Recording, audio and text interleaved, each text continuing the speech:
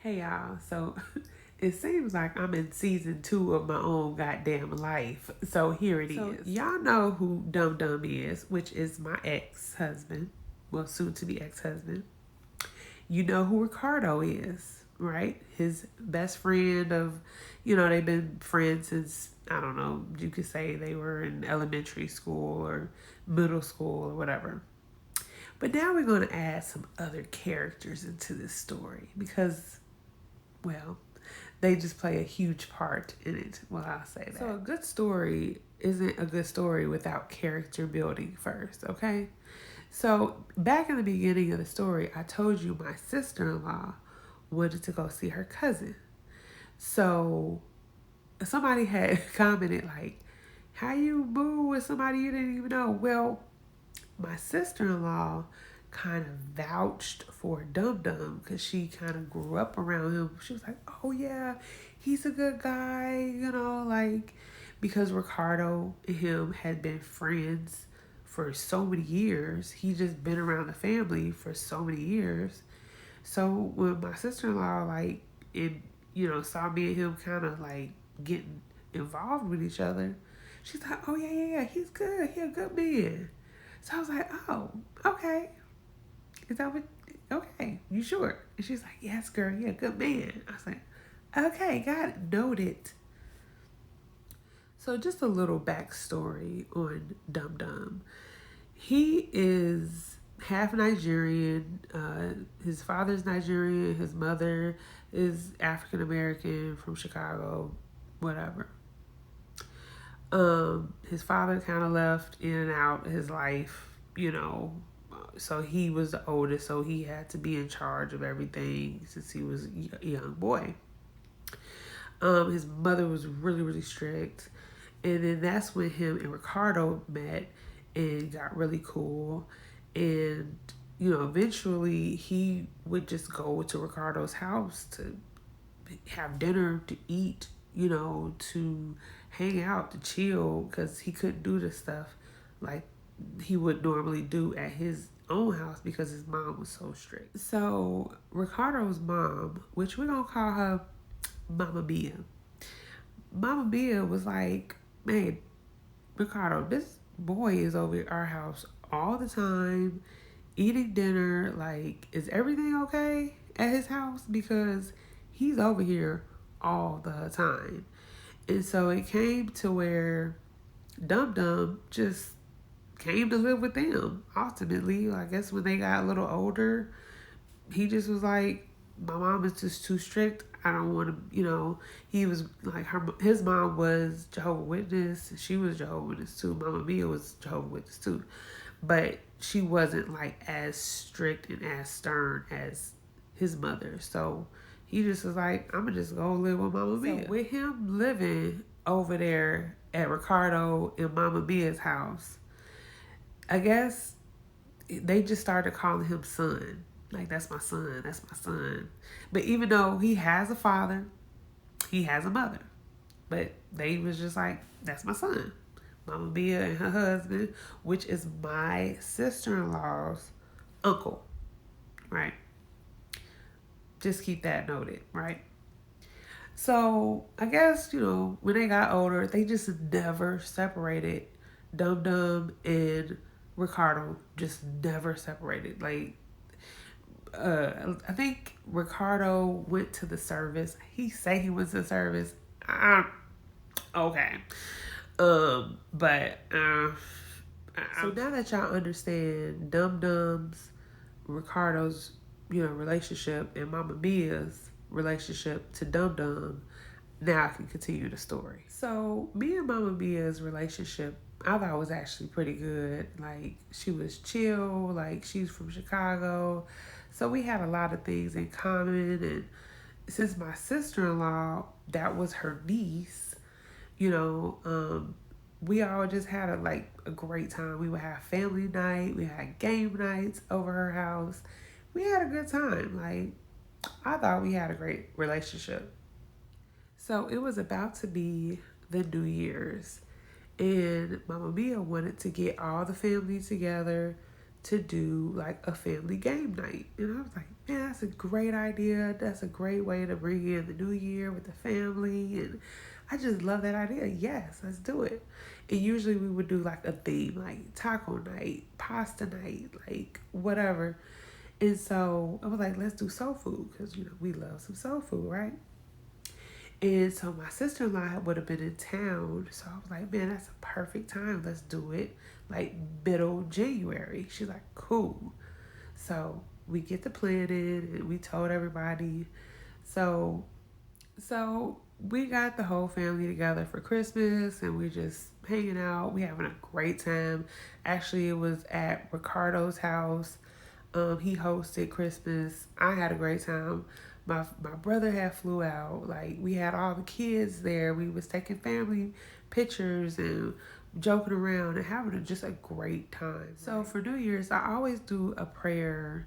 Especially this particular year, I did a prayer. And remember I said I felt like a dark energy around me. So I prayed. I said, God, going into this new year, please take anybody out of my life that's not supposed to be here. Please take any negative entities or energies out of my life, Lord. And I made this prayer on the very first day of January of this year. It only took 15 days. So on New Year's Eve night, my sister-in-law had just moved to Dallas to come be around us, the family, Mama Mia, her uncle, Ricardo, just me and the family. And she was so excited. She got her apartment, her and her daughter. And I was so excited to have my best friend living in the city with me because I've been out here with nobody, no friends, no family.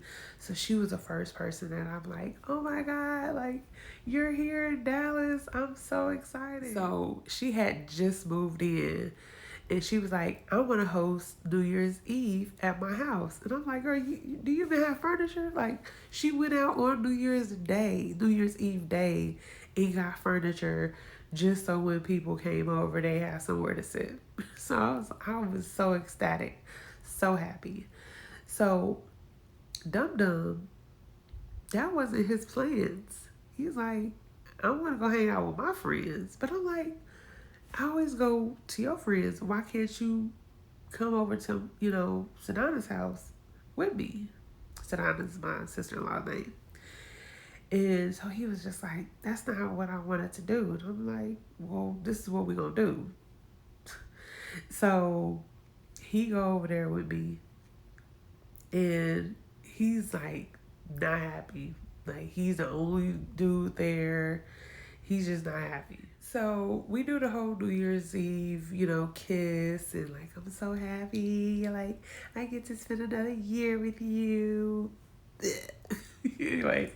So, we get through the night and, a couple days go past and now it's the following weekend. And my sister-in-law was like, hey girl, let's go out. I haven't been out with you in a few months. Let's go kick it.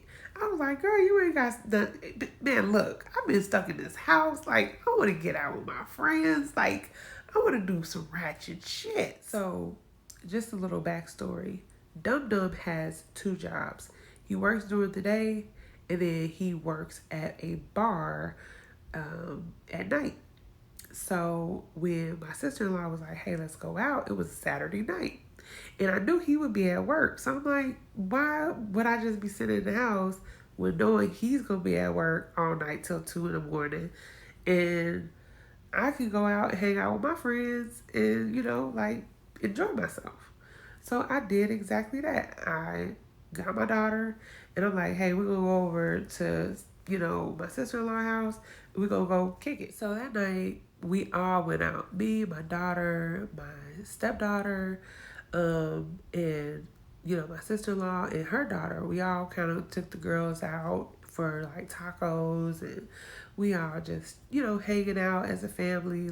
It's feeling good. I got somebody here for me, right? So when we get done with eating, my sister-in-law was like, hey, let's go out to a club. And I was like, girl, like, I'm tired. She was like, no, no, like, come on, like, let's go, let's just have fun. And it's a bar right across the street from my house. We could just go there. And so I was like, okay, cool. So we left the girls at my sister-in-law's place. They were like watching movies or whatever, popping popcorn, all of that. So while me and her go out, we actually enjoyed ourselves as per usual, okay? So we're getting drinks and like we're just vibing, like enjoying the music. And I had to look up and I'm like, oh shoot, Dum Dum about to almost get off work. And so I was just like, you know what? I done had too many drinks. I'm not driving home because my sister-in-law, like, she lived like 45 minutes away from me. I was like, I'm not going to drive home tonight. So I told her, I'm like, look, it's no way I'm going to just stay over to your house tonight. She was like, girl, yes. Okay, cool. But no, not cool. So as I'm at the bar, Dum Dum calls me. And he was like, where you at? And I'm like, oh, I'm still out. He like, wait, you at a club? And I was like, well, we just like went to a bar across the street from her house. He's like, well, my motorcycle is not working. I need you to come and like take me back, come pick me up from my job, take me home so I can get some parts for the motorcycle. But I was like, babe, like, I'm really messed up right now. Like, you do not want me driving. Like, I can't drive. A little too many AMFs, okay? But he's like, what? What do you mean? No, you're not gonna come. And I was like, babe, like, I'm really, like, we walked over here to the bar. Like, I'm just gonna walk back to my sissy house and go to sleep. He's like, wait, so you're not gonna come home? I was like, I'm really messed up. Like, I don't know what else to tell you. Like, I'm not driving. Now remember, I told you, my stepdaughter, which she's 21, she's with me, but she's at the house watching movies. He called her. It was like, hey, I need you to come get me. She was like, well, I'm with Laura.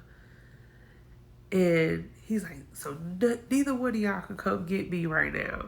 And when I say he was so mad, he was livid that nobody came for him.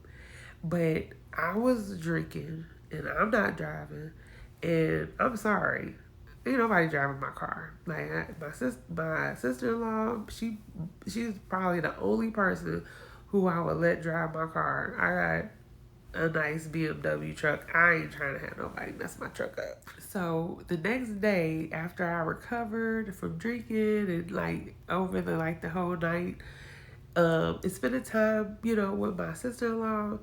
The next morning, we all get up, and I'm already knowing he is mad. Like, he sent me paragraphs of like how he's disappointed and this and that. And I'm just like, oh my God, like, this man cannot be serious. Like, I go out one time in the guess 2.5 years since we've been together, and I've been out here alone. I go out one time and it's like a huge deal. So I was like, I cannot believe that he's acting like this. So I get home and I mean, he is like giving me the coldest shoulder ever, like not talking to me, like just like had a whole attitude. So it took him literally like a week to talk to me. I'm like, look, hey, I said I'm sorry. That's all I could do. Like, get over it. So now it's like, we're conversating, we're talking it back a little bit, and so he's like, hey, usually on Tuesdays we go on our date night. So he's like, hey, let's go out, this Tuesday, and let's just go to like a cigar lounge or something like that. I was like, oh, cool. Like, yes, a date night. That's what we need. We need a date night, right? So I cooked dinner. I always cook. Okay, I am a cooker. I love to cook. That's just what I love to do, especially for my husband, right? So I cook dinner. We all sit at the dinner table, me, my daughter, my stepdaughter, him. When I cook, I'll make the plates for everybody.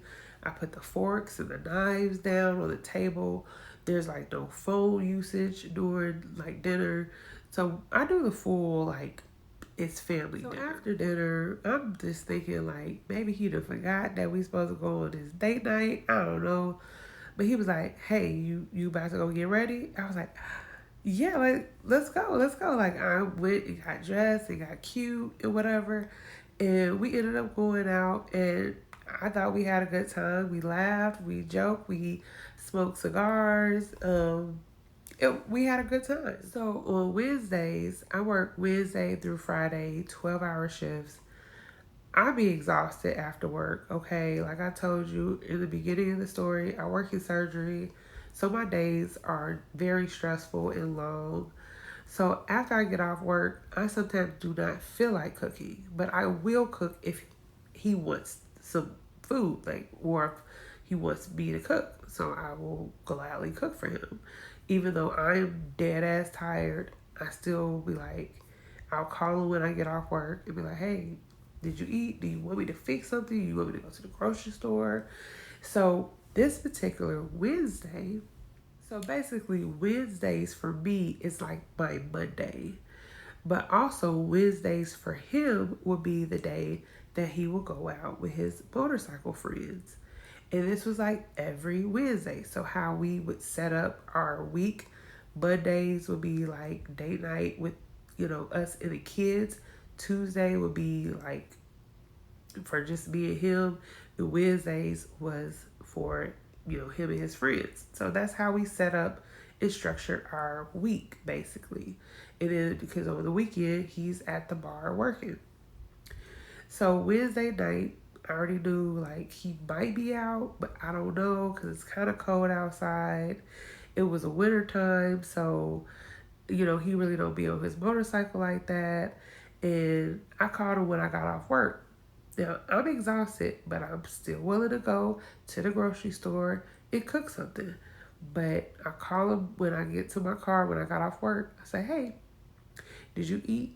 He was like, oh, no, I didn't eat, but you know what? Don't worry about it. Like, I'll just go grab something to eat somewhere else. And I was like, okay, well, then basically, I'm going to worry about me. You do you. You get whatever food you get out. I'm going to just maybe have me like a salad or something at home, whatever. Something light. So I ended up actually going to the gym. So I'm finishing up at the gym, like I'm expecting him to be gone with his friends. So he calls me. He's like, hey, like, what did you want? Did you want something? I could go grab some tacos. And I'm just like, oh, okay. I thought you said you was gonna be out with your friend. But I'm like, okay, yeah, you know what? You can bring home some tacos. Yes, I would love some tacos. Even though I had just worked out. I was like, yeah, you can bring me something, light or whatever. Like, just bring me one taco, whatever. So he's like, okay, I'll be home later. I'll be home soon. And I was like, okay, that's fine. So I get home, I'm showered and I'm like, pampering, you doing your girly thing, your skincare routine and all of that. And I look at the clock. It's about an hour and a half go past and he back home with these tacos. So I'm like, where you at? So that's when that good old Life 360 comes in handy.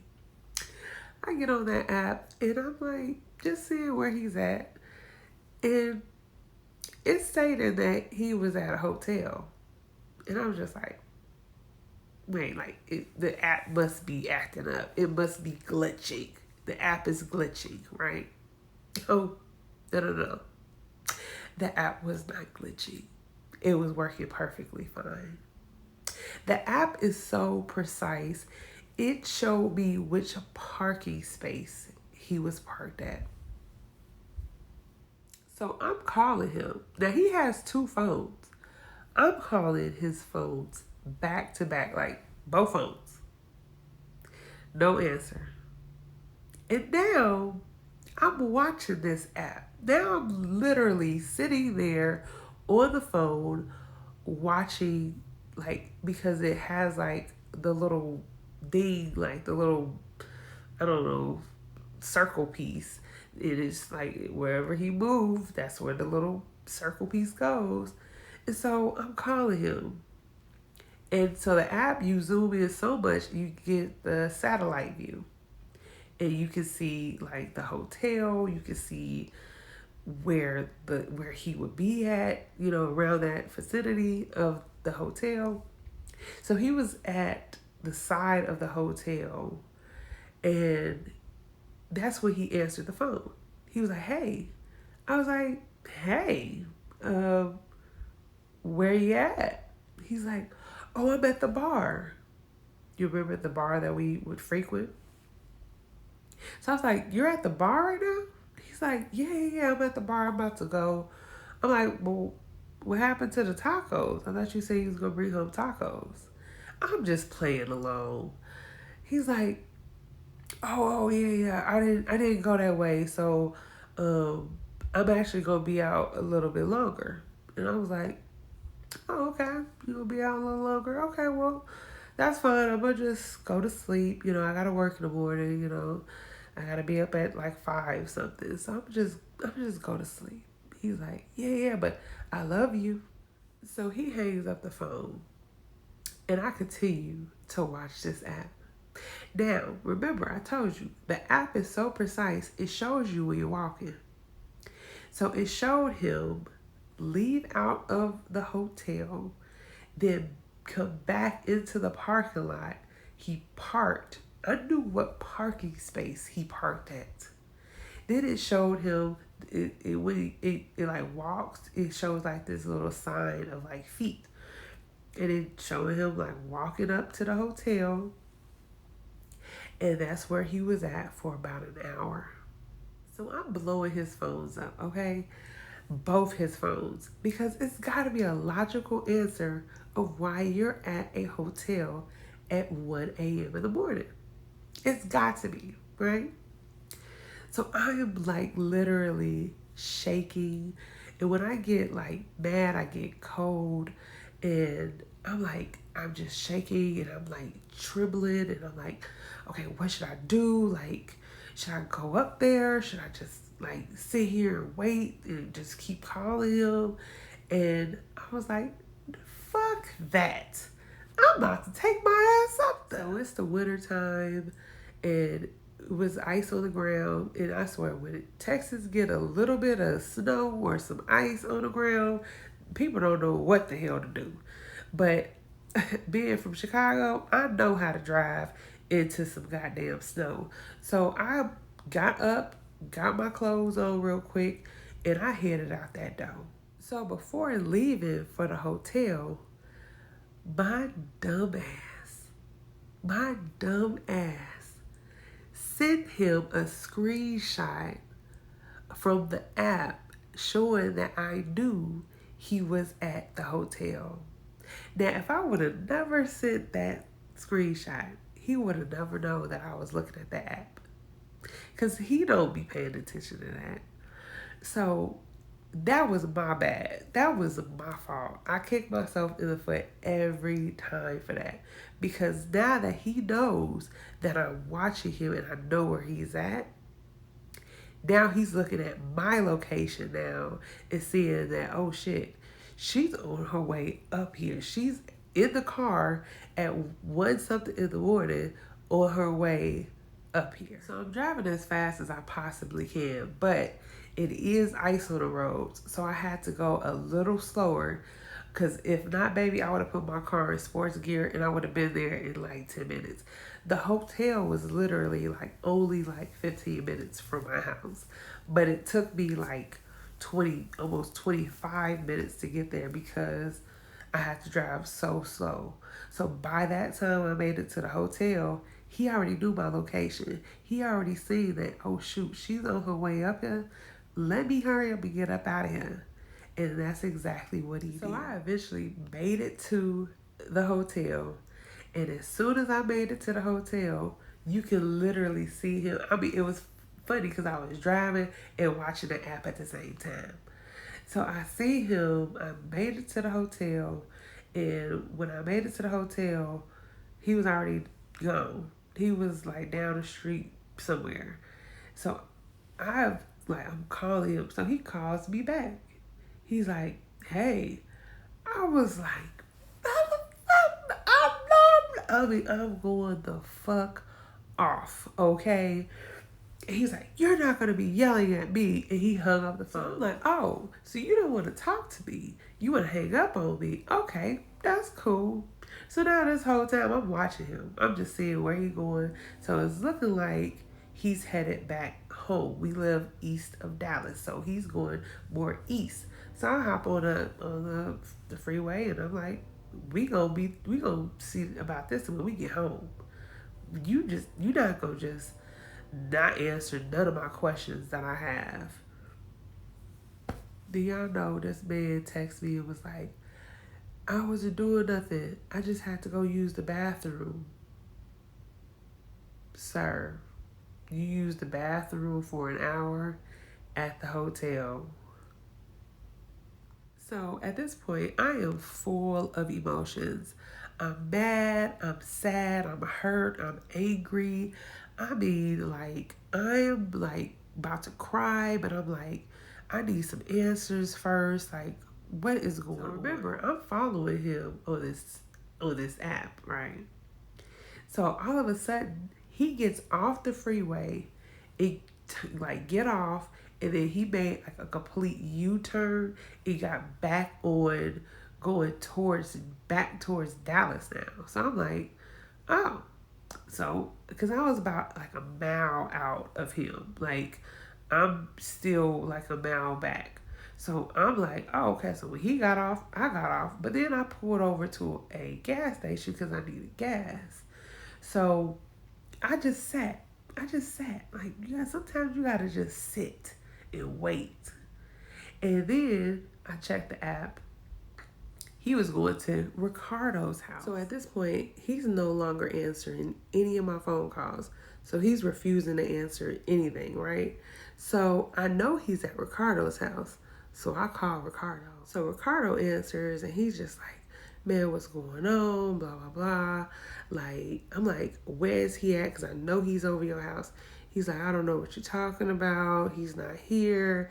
And I'm like, bro, like, I know he's there. Like, you ain't gotta lie. And then he's like, okay, yeah, he is here. But, like, and I completely just went off hedge. Like, I was just going the fuck off at this time. So Ricardo's refusing to put Dum Dum on the phone. So I said, it's okay. I went pump my gas. I got back on the road going back towards Dallas. So I pull up to Ricardo's house in the front and, lights is off. I really don't see anything. And so I go through the alleyway. And just as I'm pulling up, Dum Dum pulled his car into Ricardo's garage, which he has never done ever before. So Dum Dum is still in the car, in the garage. And then he probably was so mad that, because what he was trying to do was pull into the garage and hurry up and close the garage so he could be like, well, he's not here. So I'm in the alleyway and my driver's window is facing Dum Dum. And so Dum Dum get out the car and he's like, man, I didn't do nothing. And I'm sitting there like, so instead of you coming home or going back home so we can talk, you come over to your friend's house and try to hide out.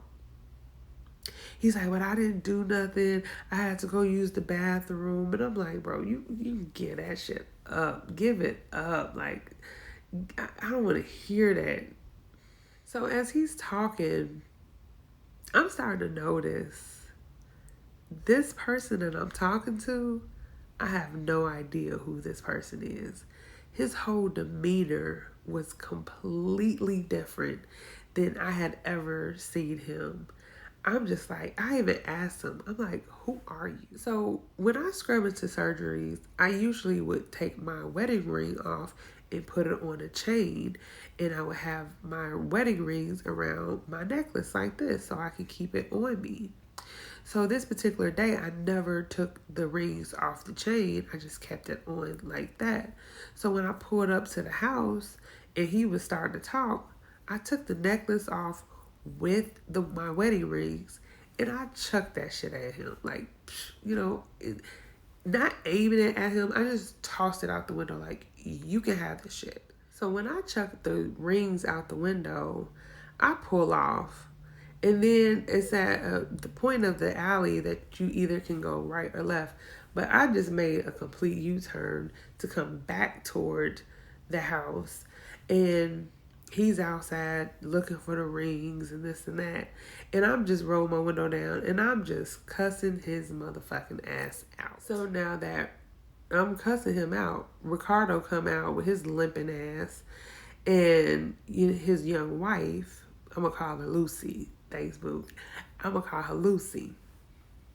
So Ricardo and Lucy come outside and they're all like, they're seeing me worked up and they've never seen me ever cursing, upset. Look, I'm a girl from Chicago. I can be super nice and super like calm and loving, but it's one thing about me. I'm a Cancer woman too. It's one thing about me. When you piss me off and you take me there, you take me there. So the whole time he's talking, he's now starting to blame me. He's like, well, you went out the other night and you blah, blah, blah. And I'm like, what the fuck are you talking about? Like, what the fuck are you talking about? I went out one night. You are literally got caught cheating at a hotel. Just because I didn't see a girl don't mean that it wasn't, well. So as I'm over here just yelling, blowing up the spot because it's like 2 a.m. at this point. I'm yelling and everything else. So Ricardo's like, come on, man. Come on. He took him by the shoulder. Come on, man. You can come stay with me tonight.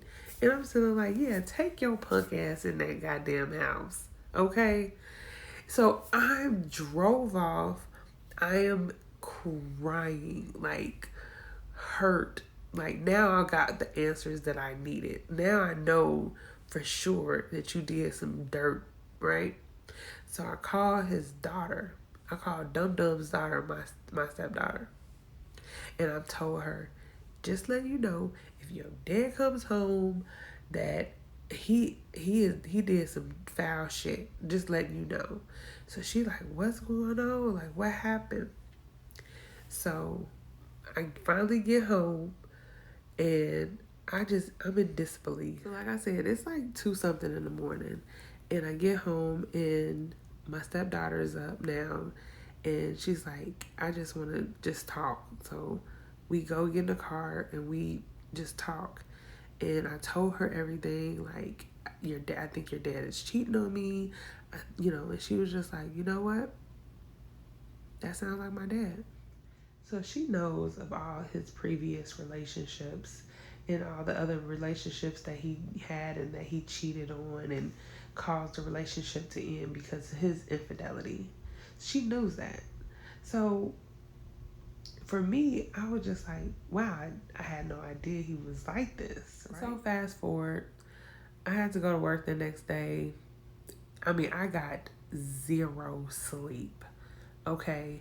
And whenever you are in surgery and you got 0 sleep, it is not a good day. Okay. So I'm already telling my coworkers like, yep, it's probably over between my husband because I told him very early on that if you cheat on me, that's it. And it was so funny because remember I told you my neighbor, me and her became really close friends. And one day I had just went and got my license changed, my last name changed. So that means like my social security card, my license. I had just did that, and it was a very emotional day for me because I lost my dad a few years back. So his last name to me was the only thing that I had of his. And to give that up, I was like super emotional in the Social Security office changing my name. So after changing my last name, I'm like kind of like sad, but I'm happy. Like, oh my God, this starts a new chapter. And I pull up into the house. Before I can even walk in the door, my neighbors come over there like, hey girl, like I had to put my husband out. And I was like, girl, what happened? She was like, well, because, he cheated. And I was like, girl, so me and her were talking, and I finally made it inside the house. And I see him, and I'm like, hey, I just changed my last name. I just came back from, doing all of that. And I'm like, you know what? The neighbor, she just kicked her husband out. He like, for what? I was like, because he was cheating.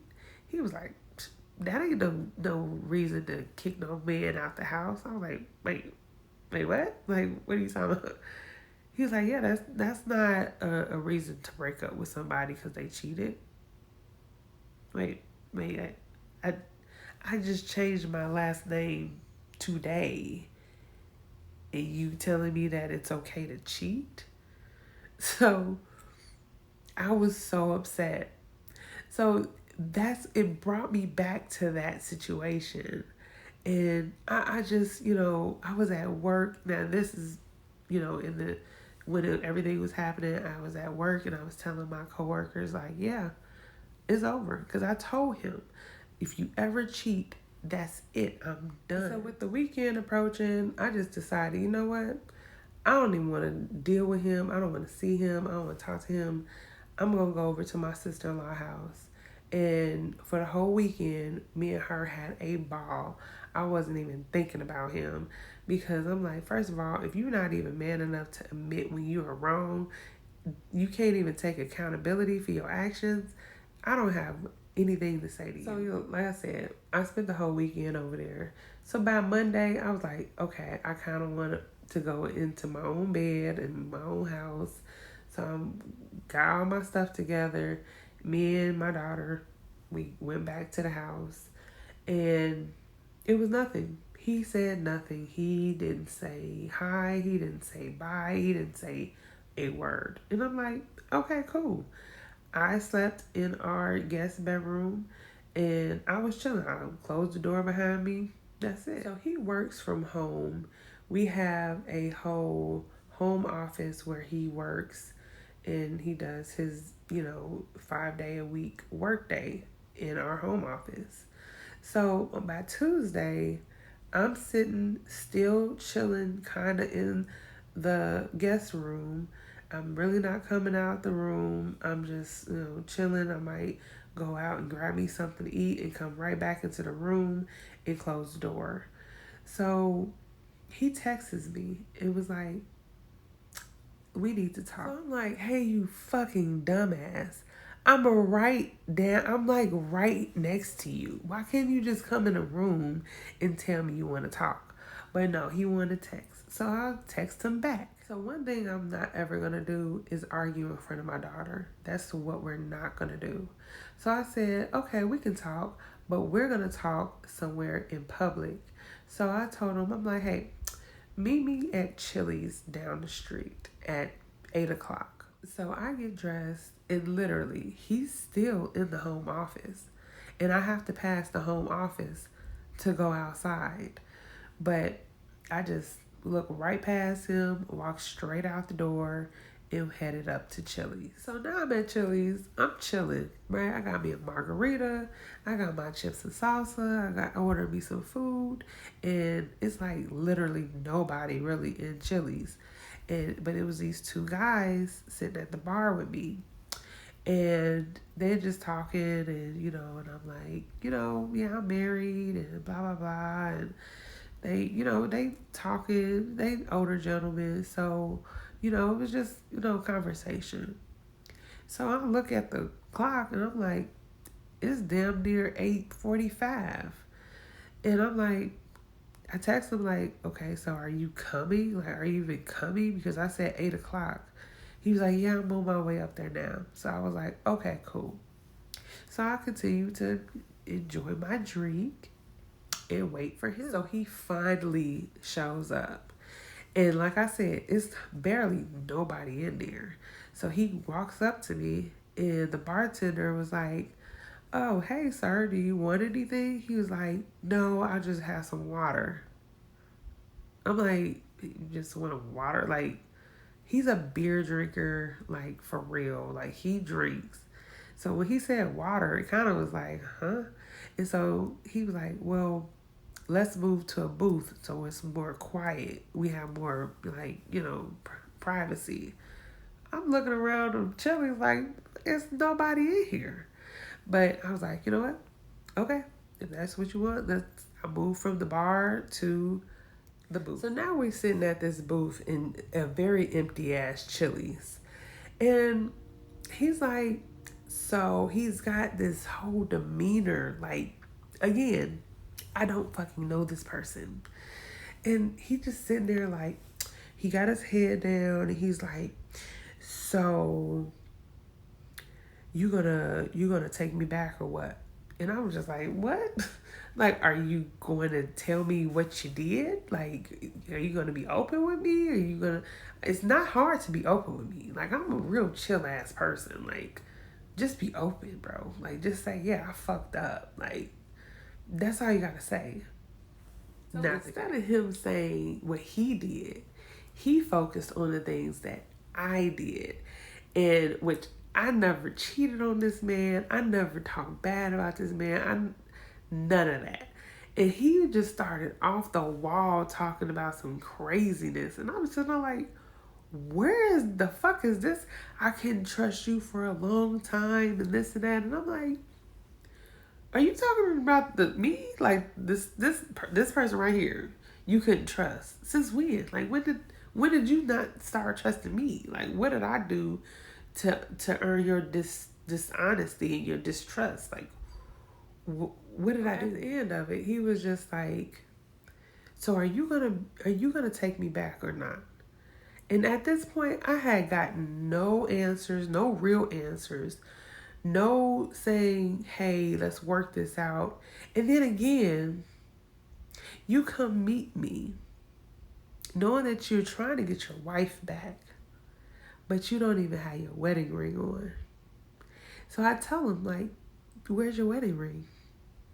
He said, oh, they're with your rings, the ones you threw at me. I was like, oh. He was like, well, I was going to try to put our rings back on together.